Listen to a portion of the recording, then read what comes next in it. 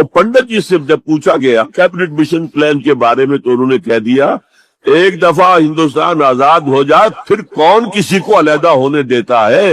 بات تو سچی تھی، نکل جاتی ہے جس کے منہ سے سچی بات مستی میں. فقیہ مسئلہ بھی سے وہ رندے بادہ خار. اچھا بات تو سچی تھی لیکن کہنے کی نہیں تھی اس وقت. اس پر فوراً قائد اعظم نے ریورس گیئر لگایا کہ اگر نیت یہ ہے تو پھر ہم نہیں مانتے، وی آر گوئنگ بیک.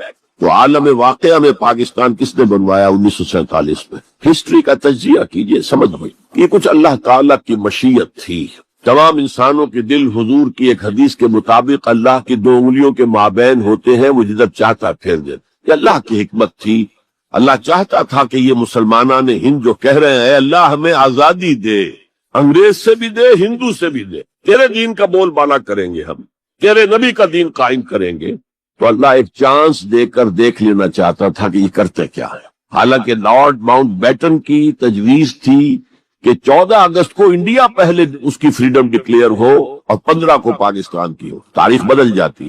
یہاں کے پنڈتوں نے کہا کہ 14 جو ہے وہ منحوس دن ہے، لہذا انہوں نے کہا 15 تو 14 کو پاکستان اور وہ 27ویں شمشیر رمضان مبارک کی. یہ اصل میں ایسا ہی معاملہ ہے جیسے کہ مصر میں بنی اسرائیل نے حضرت موسیٰ سے کہا تھا کہ اے موسیٰ تمہارے آنے سے پہلے بھی ہم پر تشدد ہوتا تھا اور ہمیں ہر طرح ستایا جاتا تھا، تمہارے آنے کے بعد بھی حال ہمارا تو وہی ہے، ہماری تو کوئی بھلائی نہیں ہو سکی. تو حضرت موسیٰ کا ایک جواب جو ہے وہ وہاں پر منقول ہے، عَصَىٰ رَبُّكُمْ أَن يُهْلِكَ عَدُوَّكُمْ، قریب ہے کہ تمہارا رب تمہارے دشمن کو ہلاک کر دے، وَيَسْتَخْلِفَكُمْ فِي الْأَرْضِ، اور تمہیں زمین میں طاقت دے، فَيَنْظُرَ كَيْفَ تَعْمَلُونَ، پھر وہ دیکھے گا تم کیا کر. وہ انہوں نے جو کچھ کیا تھا وہ اس کی تاریخ میں آپ کے سامنے بیان کر چکا ہوں.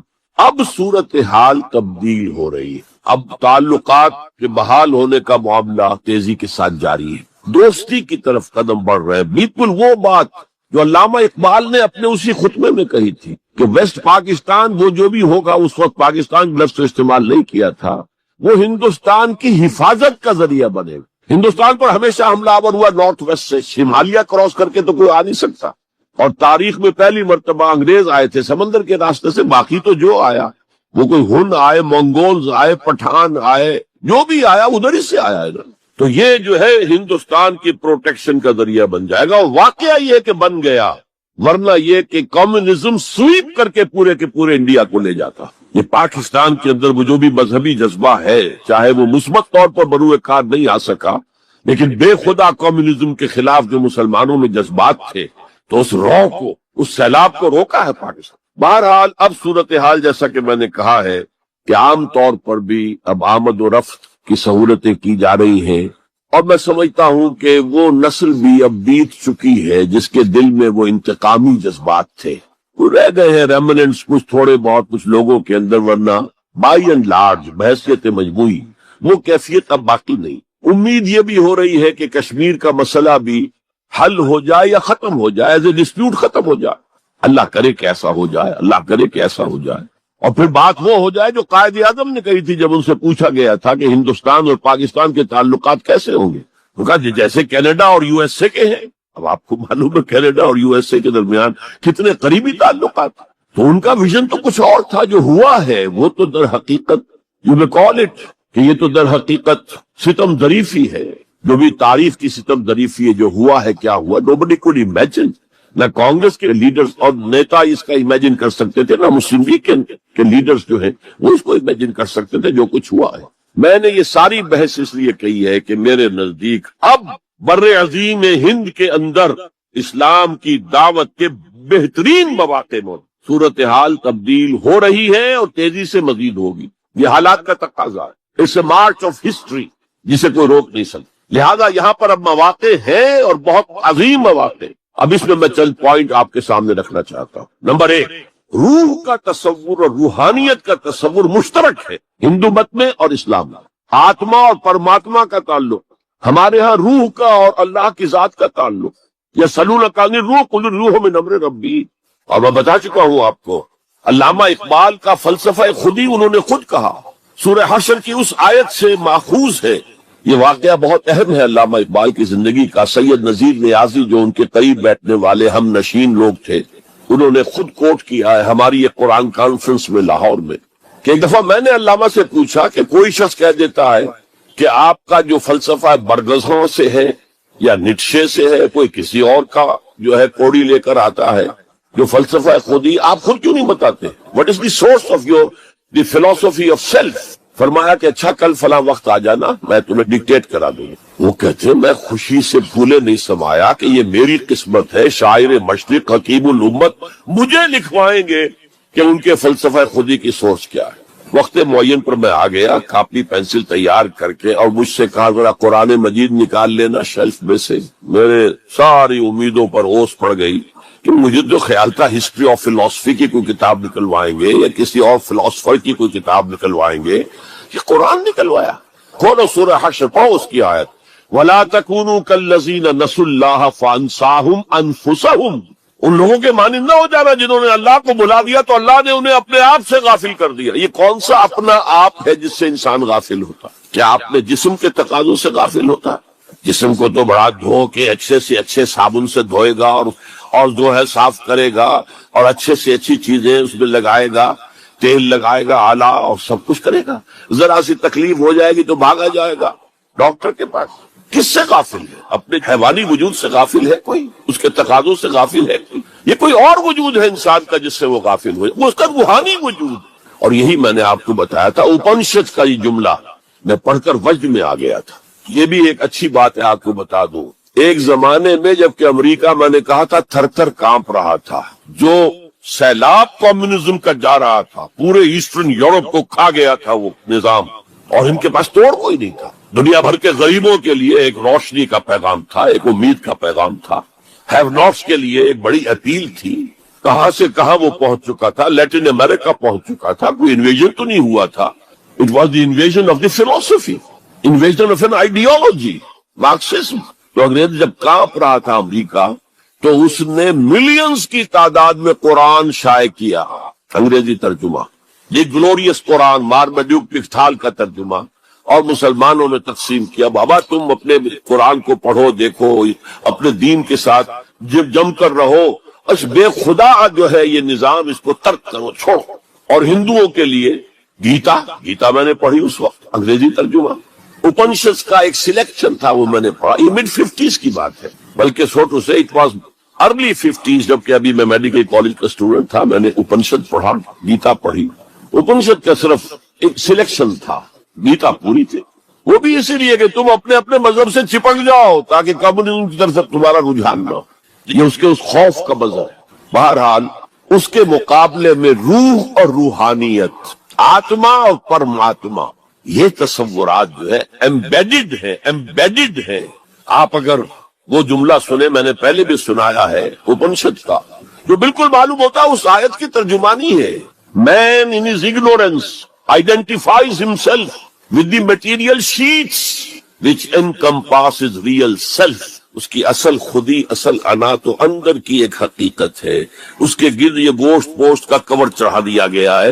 انسان اس کو سمجھتا ہے یہ میں ہوں، یہ میں نہیں ہوں، میں تو وہ خودی ہوں، وہ انا ہوں، وہ ایگو ہوں، وہ آتما ہوں جو اس شریر کے اندر ہے۔ یہ تصور جس قدر سٹرونگ ہے ہندو مت کے اندر، انہیرنٹ ہے اسلام میں بھی، اور آج کی دنیا اسی کے خلاف تو جا رہی ہے۔ The world is world of matter only, what is beyond matter we don't care, because وہ ہماری جو ہے حواس خمسہ کی گرفت میں آتا ہی نہیں، ہم اس کو کیسے اسٹڈی کریں؟ ہم تو چیزوں کو دیکھتے ہیں، سنتے ہیں، چکھتے ہیں، چھوتے ہیں، سونگھتے ہیں، نتیجے نکالتے ہیں۔ تو یہ دنیا ورلڈ آف میٹر تو جو ہے ہمارا میدان ہے انکوائری کا، تفتیش کا، تحقیق کا، لیکن یہ کہ وہ ماورائے مادہ، ماورائے طبیعت، میٹا فزکس، اس سے ہمیں کوئی دلچسپی نہیں ہے خدا یا نہیں ہے، ہوگا۔ یہ کائنات تو ہے نا، روح کوئی ہے یا نہیں ہے کس نے دیکھی؟ جسم تو ہے نا، آخرت کوئی ہے یا نہیں ہے؟ یہ دنیا تو ہے نا۔ تو جو ہے، جو واقعہ ہے، جو ریئلزم اسی کا نام ہے، جو ریئل ہے، اس تک اپنی توجہ محدود رکھو۔ جو مذہب کے ایسنس کے خلاف ہے، اس مذہب میں ہندو مت اور اسلام مشترک، وہ ایسنس آف مذہب، روح اور روحانیت۔ نمبر 2، ہندو اسکرپچرز کا اگر مطالعہ کیا جائے ان کی اصل زبان میں، اور سملیرٹیز جو ہیں اسلام میں اور ہندوازم میں، ان کو واضح کیا دلائل کے ساتھ، حوالوں کے ساتھ، اور ان کو ہائی لائٹ کیا جائے۔ اختلافات اگر ہیں وہ بھی ہیں، لیکن سملیرٹیز کیا کیا، یہ کام میرے علم میں آیا تھا کچھ عرصے سے مولانا محمد منظور نعمانی جو لکھنؤ والے ہیں ان کے صاحبزادے کر رہے ہیں، اور مجھے خوشی ہوئی تھی. اب جو کچھ کیا ہے ذاکر نائک صاحب نے، وہ اتفاقی ہے کہ میں ٹیلی ویژن کھولا ہوا تھا، اس میں ان کا پروگرام آیا، میں نے پورا دیکھا ہے. وہ سملیرٹیز بٹوین ہندوازم اینڈ اسلام، اب میں اپریشیٹ کرتا ہوں. یہ کام کرنے کا ہے جو ہم نے نہیں کیا بدقسمتی سے. ہم نے یہاں آ کر یہاں کے لوگوں کے ذہن کو پڑھنے کی کوشش نہیں کی، ہم نے تو ان پر حکومت کی ہے. اللہ اللہ خیر صلی اللہ. جب تک آپ کسی قوم کے ذہن کو نہیں سمجھیں گے، ان کی سوچ کیا ہے، ان کی سوچ کا صغرا کبرا کیا ہے، پریمیسز کیا ہے جن پر کہ ان کے عقائد کھڑے ہوئے ہیں، آپ کیسے کمیونیکیٹ کریں گے؟ ہم نے ضرورت ہی محسوس نہیں کی. Why to communicate? ہمارے پاس طاقت ہے، we have brute force and we can govern them, that's all. یہ ہماری مجرمانہ غفلت رہی ہے، یہاں پر مجرمانہ غفلت رہی. میرا بھی ایک واقعہ جو ہے اس ضمن میں بہت ہی سبق آموز ہے. آج سے 13 سال قبل میں ہندوستان جب آیا تھا 1991 میں، تو میں لکھنؤ بھی گیا تھا. وہاں مولانا علی میاں میرے منتظر تھے. پھر انہیں جانا تھا ضروری رائے بریلی اپنے آبائی شہر، تو میں بھی ان کے ساتھ ان کی گاڑی میں بیٹھ کر گیا. 24 گھنٹے وہاں میں مقیم رہا. اس مسجد میں نماز پڑھی، 4-5 نمازیں پڑھی جہاں سے کہ سید احمد بریلوی رحمت اللہ علیہ نے اپنی ہجرت کا آغاز کیا تھا. وہاں میں نے ان سے ایک بات کہی کہ مولانا دوسرے مدارس جو ہیں بریلوی اور دیوبندی، شاید وہ تو میری اس تجویز پر غور تو دور کی بات ہے، اس کو سننے پر بھی آمادہ نہ ہو. ندوہ نسبتاً کھلے خیال کا، کھلے ذہن کا سمجھا جاتا ہے نمائندہ. تو آپ ندوے میں سنسکرت کی تعلیم کو لازم کر، تاکہ آپ کے طلباء جو نکلیں وہ ویدوں کو پڑھیں ڈائریکٹلی، اپنشد کو پڑھیں ڈائریکٹلی. کہنے لگے ہاں یہ تو آپ نے بہت اچھی بات کہی، بہت صحیح بات ہے، بہت صحیح ہے. لیکن 2 سال کے بعد شکاگو میں ایک کانفرنس میں وہ بھی مدعو تھے، میں بھی مدعو تھا، ہم دونوں ملے. میں نے پوچھا مولانا وہ آپ نے کچھ کیا؟ کہنے لگے میں تو بھول ہی گیا. اس سٹیج پر وہ آ چکے تھے کہ وہ نسیان انہیں ہو گیا، انہیں یاد ہی نہیں رہا کہ مجھ سے انہوں نے وعدہ کیا ہے. لیکن میں نے یہ بات ان سے کہی تھی. میرے علم میں آیا یہاں ہی کہ ایک مصنف شمس نوید عثمانی، جن کی کتاب آپ نے پڑھی ہوگی اب بھی نہ جاگے تو، کافی دن ہو گئے میں نے وہ کتاب پڑھی تھی. اس میں ڈوبائے ایک فرینچ اورینٹلسٹ جو ہے اس کے رائے انہوں نے کوٹ کی، میں حیران رہ گیا. وہ 40 برس تک انڈیا میں مقیم رہ کر اس نے ہندو اسکرپچرز کا مطالعہ کیا. And he came to the conclusion that Manu is actually Mahanooh، حضرت نوح علیہ السلام کا مہانوح، اور منو سمرتی جو ہے حضرت نوح علیہ السلام کی شریعت. یہ ایک کرسچن ہے، اس کی تحقیق ہے. اس تحقیق کو اب انہیں ہائی لائٹ کیا جائے، اسے عام کیا جائے، اس کو پہنچایا جائے، تو پھر وہ جو ہے مغایرت کے پردے جو حائل ہیں، وہ مغایرت کے پردے کچھ اٹھیں گے، ذہن کچھ کھلیں گے، بات کرنے کا، کمیونیکیشن کا موقع بنے گا. اب آ رہی ہے وہ بات جو میں سمجھتا ہوں کہ آپ کو اچھی نہیں لگے گی. میری رائے یہ ہے کہ کسی بھی صورت میں آپ کو سیکولرزم کی حمایت نہیں کرنی چاہیے. اسلام کی روح سے سیکولرزم کفر ہے، اور وہ اگر واگا کے مغرب میں کفر ہے تو مشرق میں بھی کفر ہے. آپ اس کی پروٹیکشن لینا چاہتے ہیں، اس کی امبریلا کے تحت آنا چاہتے ہیں. یہ آپ کی قومی جو ہے فرار، ورنہ سیکولرزم کس شے کا نام ہے؟ کیا اسلام کسی درجے میں کمپیٹیبل ہے اس کے ساتھ؟ سیکولرزم کا مطلب یہ ہے کہ آپ ایک سرکل بنا لیں، اس سرکل کے اندر ہے پولیٹیکو سوشو اکنامک سسٹم. یہ تو ہوگا، کسی بھی مذہب سے کوئی تعلق نہیں اس کا. عوامی حاکمیت جو بدترین شرک ہے، اس کی بنیاد پر جو پارلیمنٹ آئے، جو کوئی مجلس ملی آئے، جو کوئی کانگریس آئے، وہ جو ہے قانون بنائے. ہومو سیکشولیٹی کو جائز قرار دے، اجازت ہے. ہومو سیکشول میرجز کو رجسٹر کروائے، ٹھیک ہے. It has no reference to any religion whatsoever. ہاں، اس سرکل کے پیری فری پر چھوٹے چھوٹے سرکلز بنا دیجئے. یہ ہندو مت ہے، یہ اسلام ہے، یہ سکھ مت ہے، یہ بدھ مت ہے، یہ فلاں ہے، یہ کرسچینٹی ہے، یہ جوڈائزم ہے، یہ ہے ٹاؤزم ہے. یہ رہیں گے پیری فری پر.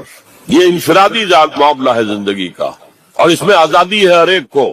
جو چاہے بلیفز رکھے، ایک خدا کو مانے، 100 کو مانو، کسی کو نہ مانے، ٹھیک ہے. شہری جو ہے وہ جس طرح چاہے پوجا پاٹ کرے، درخت کو پوجے، پتھروں کو پوجے، بتوں کو پوجے، ایک انسین خدا کو پوجے، جس کو چاہے پوجے، سورج کو پوجے، چاند کو پوجے، جو چاہے پوجے. سوشل کسٹم جو چاہے رکھے. بہرحال ہر ایک کا اپنا خیال ہے.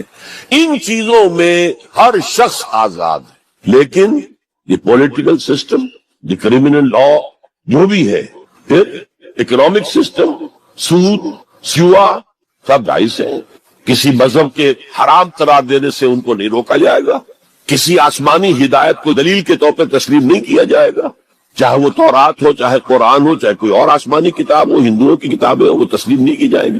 دس is not compatible with Islam, how can the Muslim accept it? مجھے حیرت ہوتی ہے، میری یہ بات میں جانتا ہوں یہاں کسی کی سمجھ میں نہیں آئے گی، لیکن یہ کہ بہرحال جیسا کہ میں نے شروع میں کہا تھا، اگرچہ قول تو وہ فرعون کا ہے لیکن قرآن میں نقل ہوا قرآن کی آیت ہے، ما اریکم الا ما ارا، میں آپ کو وہی کچھ دکھا سکتا ہوں جو میں خود دیکھتا ہوں، ورنہ میں سنسیئر نہیں ہوں، neither to myself nor to you. I have to be honest. Number 4، قومیت سے بالا تر ہو کر اسلام کی دعوت دی جائے، دو چیزیں گڑبڑ نہ کی جائے، قوم کی خدمت ہے، قوم کے لیے تعلیمی ادارے بنائے جائیں، قوم کے لیے یہ کیا جائے، کوئی حرج نہیں، قوم کی خدمت کرنا بری بات نہیں ہے۔ ایک مسلمان قوم کو فرعون کی غلامی سے نجات دلانے کے لیے اللہ نے حضرت موسیٰ جیسے پیغمبر کو بھیجا، جنہوں نے جاتے ہی اول وہلے میں پہلی ملاقات فرعون سے ہوئی ہے تو مطالبہ کر دیا، نرسل معنا بنی اسرائیل، ہمارے ساتھ بنی اسرائیل کو یہاں سے جانے دو، ولا تعذبہم، ان پر سختی نہ کرو، ٹارچر نہ کرو، ان پر تشدد نہ کرے، ان پر سیکیوٹ نہ کرے، اور اللہ نے حضرت موسیٰ علیہ السلام کے ذریعے سے اس قوم کو نجات دے دی۔ حالانکہ وہ قوم کیسی ناہنجار قوم تھی، جس نے جیسے ہی سمندر پار کیا ہے یا دریا پار کیا ہے، کچھ لوگوں کو دیکھا بتوں پر اعتکاف کر رہے بیٹھے ہوئے، کہا ہمارے لیے بھی ایسا بنا دو تاکہ توجہ کا ارتکاز ہم کر سکیں۔ حضرت موسیٰ نے ڈانٹا، اللہ نے تمہیں کتنی عظمت عطا کی ہے، جو شرک کی دلدلوں سے، کیچڑ سے تمہیں نکالا ہے، اور تم چاہتے ہو دوبارہ اسی کے دفعہ جانے؟ وہی ہے جو قدم قدم پر جھگڑتے تھے حضرت موسیٰ سے، تم نے مروا دیا ہمیں لا کے یہاں صحرا میں، اس سے تو وہاں بہتر تھے، ہم کھانے پینے کو تو ملتا تھا نا۔ بہرحال اللہ نے من و سلوہ اتار دیا، ایک چٹان سے 12 چشمے جو ہے وہ برآمد کر دیے، کھاؤ پیو۔ اور پھر وہ اتنی ناہنجار قوم تھی کہ جب قتال کی بات کہی گئی کہ اب تلوار ہاتھ میں لو اور داخل ہو جاؤ فلسطین کی زمین میں، کوڑا جواب، فَذْهَبْ أَنْتَ وَرَبُّكَ فَقَاتِلَا إِنَّا هَاهُنَا قَاعِدُونَ، ہم تو یہاں بیٹھے ٹس سے مس نہیں ہوں گے، جاؤ تم جاؤ، تمہارا رب، فَذْهَبْ أَنْتَ وَرَبُّكَ فَقَاتِلَا إِنَّا هَاهُنَا قَاعِدُونَ۔ یہ معاملہ جو ہے قومی خدمت بری شے نہیں ہے، لیکن کچھ لوگ ایسے ہونے چاہیے کہ جو اس قومی تصورات سے بلند تر ہو کر انسانی سطح پر اسلام کی دعوت دیں، وہ جو ہم پڑھ چکے ہیں، وَلْتَكُن مِّنكُمْ أُمَّةٌ يَدْعُونَ إِلَى الْخَيْرِ وَيَأْمُرُونَ بِالْمَعْرُوفِ وَيَنْهَوْنَ عَنِ الْمُنكَرِ وَأُولَٰئِكَ هُمُ الْمُفْلِحُونَ۔ تم میں سے ایک جماعت ایسی ہونی چاہیے، ایسی وجود میں آنی چاہیے جس کے صرف 3 کام ہو، دعوت الی الخیر، دعوت الی القرآن، اور وہ دعوت بھی 3 لیول پر، بالحکمت والموعظۃ الحسنۃ وجادلہم باللتی احسن، اور نیکی کا حکم دو، بدی سے روکو، اور صرف وہی لوگ فلاح پانے والے ہیں جو یہ کام کریں گے۔ دی گریٹر مسلم امہ جو اپنا مقصد بھول چکی کہ ہمیں اس کے لیے برپا کیا گیا تھا، ان سے فلاح کا وعدہ نہیں ہے۔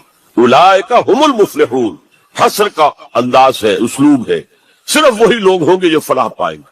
اس لیول پر ضرورت ہے ایک جماعت کی، اور اس کے ضمن میں سب سے زیادہ اہمیت ہوگی اسلام کے سسٹم آف سوشل جسٹس کو ایمفیسائز کرنے کی۔ So emphasize the system of social justice, یہ ہے اسلام جو پیغام دیتا ہے۔ یہ کسی قوم کے لیے نہیں ہے، پوری نوع انسانی کے لیے ہے، انسان کو آزادی دیتا ہے۔ میں بتا رہا تھا کہ وہ جو تلوار ہے، جو میں اس کو مثال دیا کرتا ہوں، یہ ایسی چکی ہے جو ایک طرف آٹا پھینکتی، ایک طرف پھینکتی ہی نہیں، ادھر آٹے کے ڈھیر لگ رہا ہے، ادھر آٹا ہے ہی نہیں۔ تو اب کیا ہوا؟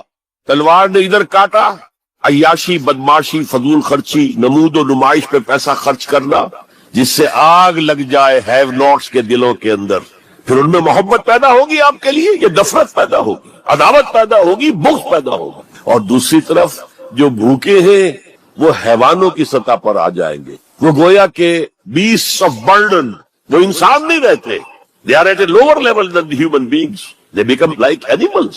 اور حدیث نبوی ہے کہ قاد الفقر ان یکون کفرا، فقر جو ہے وہ تو قریب ہو لے آتا انسان کو کفر کے۔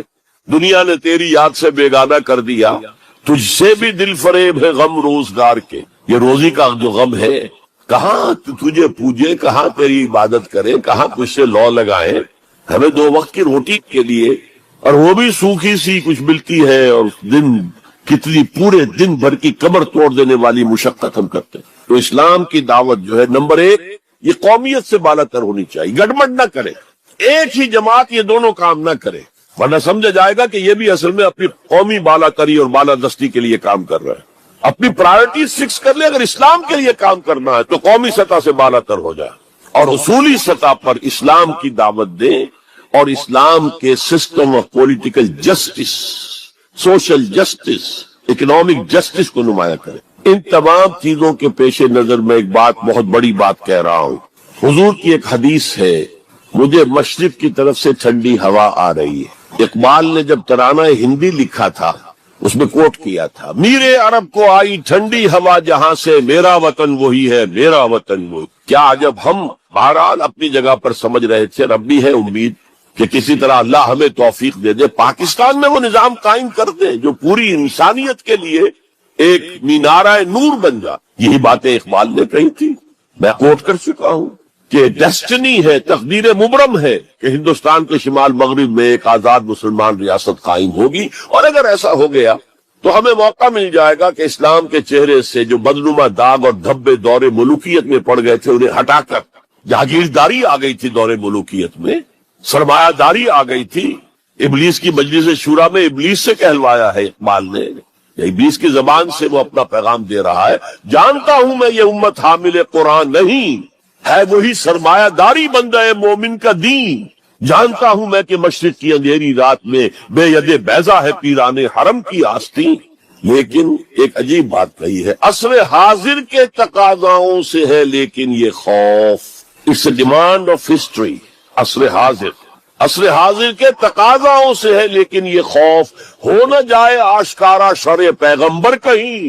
عصر حاضر کے تقاضے سمجھ لیجئے، کیپٹلزم کے رد عمل میں کمیونزم پیدا ہوا تھا، اب کمیونزم مر گیا ہے، اب کیپٹلزم بغلے بجا رہا ہے۔ ثابت ہو گیا کہ ہمارا نظام liberal secular democracy and capitalism based on free market and interest and every thing, یہ بہترین نظام ہے، اس سے بہتر کوئی نظام نہیں ہے۔ دیکھ لو وہ مرا پڑا ہوا کمیونزم، اس کی قبر بن گئی ہے، جس پر کہ پھر ہنٹنگٹن نے کہا نہیں میرا بھائی، اسے غلطی لگ رہی ہے فوکویاما کو، ابھی کلیش آف سیویلائزیشنز ہونا ہے، ہوگا۔